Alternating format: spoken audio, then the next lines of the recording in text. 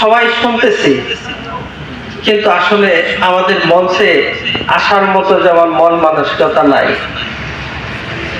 আমরা এই যে শুনতেছি, আলোচনা শুনতেছি, আমরা সেগুলা আমল করা কতটুকু করি আল্লাহ রাব্বুল আলামিন ভালো জানেন। আজকে এই যে আমরা যারা আসছি, মনে হয় আপনারা সবাই ভালো আছেন তো, না?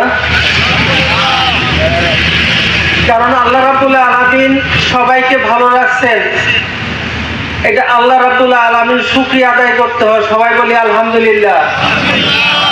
কারণ এই জন্যই শুকরিয়া আদায় করতে হয়, আমার মতো আপনার মতো মানুষ কত হাসপাতাল ভরে গেছে, খারাপ কাজে লিপ্ত আছে, কিন্তু আমি আর আপনি সমস্ত কিছু থেকে আল্লাহ রাব্বুল আলামিন আমাদেরকে হেফাজত করে আজকে এই বেহেশতে বাগানে বসার মতো তৌফিক দান করেছেন।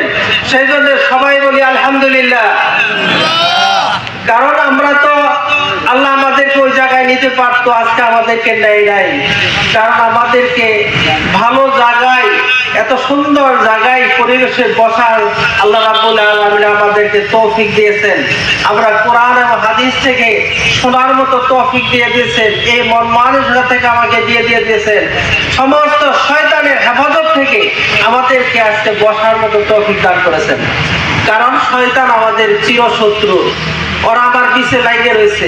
আজকে যারা আসে নাই তাদের ওয়াসওয়াসা দিয়ে দূরে সরাই রেখে দিয়েছে।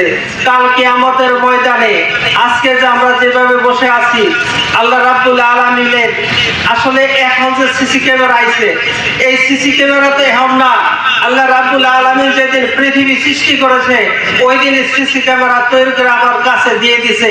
আমরা কোথায় যাচ্ছি, কোথায় খাচ্ছি, কি করতেছি, সমস্ত রেকর্ড হইতেছে। এই রেকর্ড কবে বাইর করে দিবে আমাদের?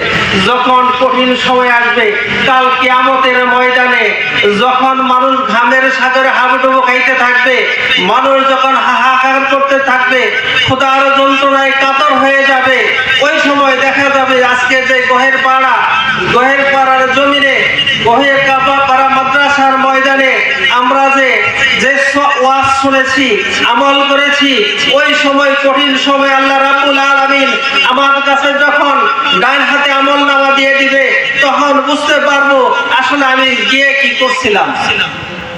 তখন এর আগে তো আমরা বুঝতে পারবো না, খেলায় সময় নষ্ট করে দিলাম, আমার তো সময় নাই, কখন আমার সময় শেষ হয়ে যায়, ফুরিয়ে যাবে জানি না। তো আস্তে আস্তে তিলে তিলে বড় হয়েছি, কত আমার